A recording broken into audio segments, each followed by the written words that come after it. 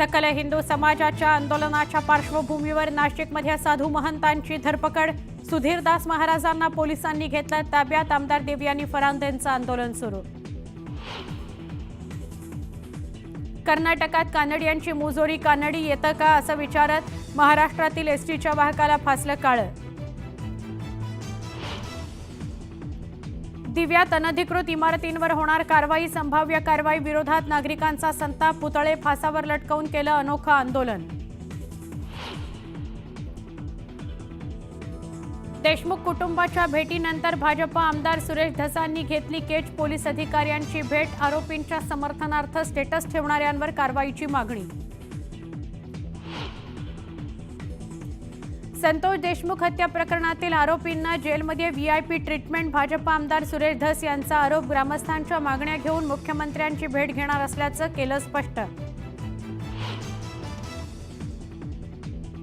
संतोष देशमुख हत्या प्रकरणाच्या तपासाकरता पोलिसांनी वापरलं बालाजी तांदळेचं वाहन। पोलिसांचं पत्र न्यूज 18 लोकमतच्या हाती, तर आरोपींना साहित्य पुरवल्याचा तांदळेंवर आरोप।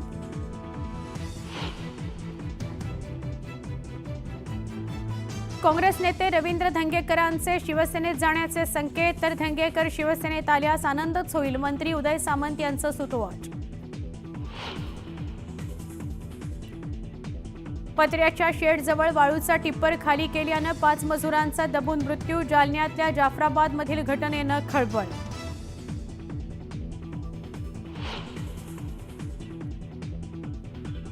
लाळेच्या माध्यमातून 15 मिनिटांमध्ये होणार कर्करोगाची चाचणी। नागपूरच्या डॉक्टर बाबासाहेब आंबेडकर महाविद्यालयातील शिक्षक आणि विद्यार्थ्यांचे कमाल। अमेरिका आणि भारतानं दिलं पेटंट।